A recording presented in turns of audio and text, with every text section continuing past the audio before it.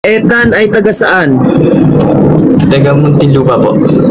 Ilang taon na si Kuya Ethan? 24 years old po. 24 years old? Yes So, po, yes po. kayo po ay single na single. Oo po. Single dad po. O ilang taon na kayong single, Kuya Ethan? Ano yung hina po? O bakit hindi ka na lang nag-artista, Kuya Ethan? Hindi ko po kaya. Mas mabilis ang paghanap ng babaeng minamahal kapag artista. Hindi ano po, working student din po ako.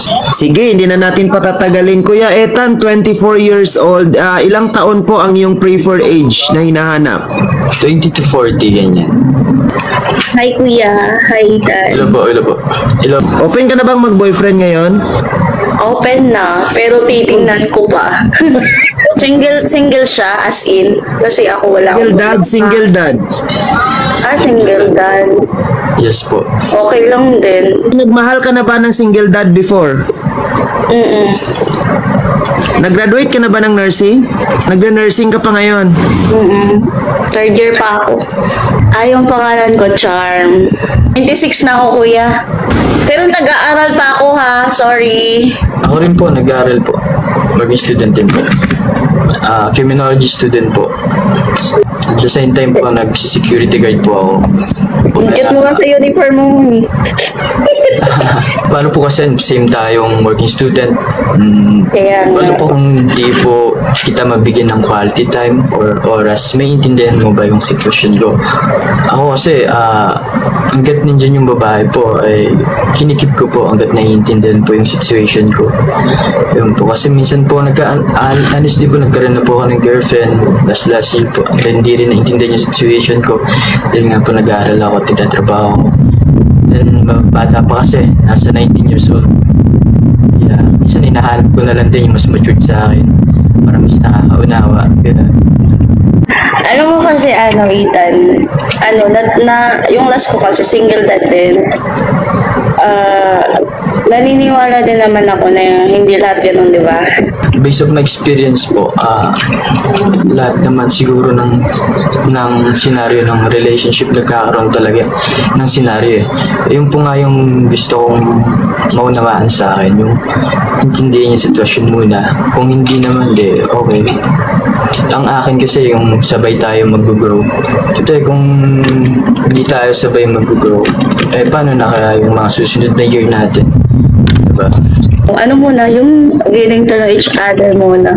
Tapos yung sinasabi mo na kailangan mo ng babaeng makakaintindi sa'yo. Lahat naman siguro, hinahanap yan, di ba? Hindi Kahit lang ako din naman naman. ako. Minsan talaga hindi ako maintindihan. Kaya minsan niniwanan na lang ako. Nagugulat nga sila bakit wala daw ako girlfriend. Sabi ko, nagsasabi naman ako ng totoo, ganyan. Maski sa life ko, ang dami hindi naniniwala. Ewan ko kung bakit. Kuya Ethan at Charm, pareha kayong working student. Paano nyo masisingit yung relationship doon sa part ng pag-aaral nyo at trabaho nyo? Hindi naman siguro mahirap ang magparamdam, di ba? Kahit good morning, at ganyan.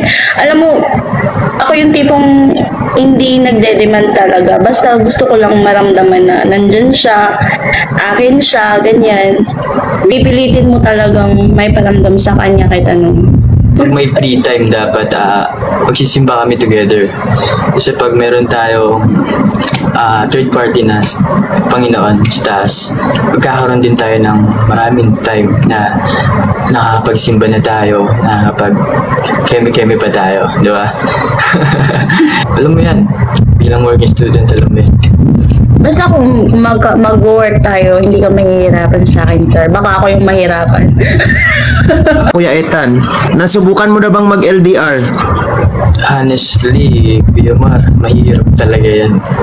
Yan yung pinakamahirap na mayroon ako nakarelasyon nasa Mindanao. Dati, last year, 2022. Second year college ako noon. Saka nagtatrabaho rin. Ang hirap kasi aawahin ka ng babae. Lalo kung late reply. Ikaw, work kasi gabi. Minsan talaga pag uwi mo, school and mga hapon, baka katulog ka na, hindi ka na. Hirap po yan, honestly. parang hindi ko kaya ang LDR. Papakatotoo lang ako. So, ibig sabihin ba niyan na parang malabo yung possibility between you and Charm? Ito kasi po, Mark, kung sasabihin ko dito sa live niya na, pwede, di ba? Pangit naman yun, magkukunyari ako ng feelings ko. Mas maganda ng totoo tayo. Kuya Mar, maganda si Charm, maganda po. Cuteness po. Cuteness overload po siya para sa akin. Thank you. Okay. Parang sobrang kind po niya, sobrang bait po niya. Parang family-oriented to. Nakikita ko sa kanya. Nasa po yung tadhana ko, pero ayaw ko rin magsinungaling sa nararamdaman ko. Mas magandang makilala mo muna ako. Anyway, Kuya Ethan, very thankful ako na binigyan mo kami ng time na makapag-share ka rin dito ng mga story mo at as well as si Charm. So, saludo ako sa inyong dalawa kasi you are both working students. Nagpupursige para magkaroon kayo ng magandang future. So, anyway, Kuya Ethan, marami pang pagkakataon. Daan-daan lang. Thank you so much po sa opportunity na to. Thank you, Sir Mara. Laking sikat po kayo. Nag-million views po kayo. Nakakita ko eh. Kita ko yung mga videos. For sure, mag-trending talaga kayo na sobra dahil sa content nyo na kakaiba. Kayo lang po may ganito. Okay, salamat. Thank you po.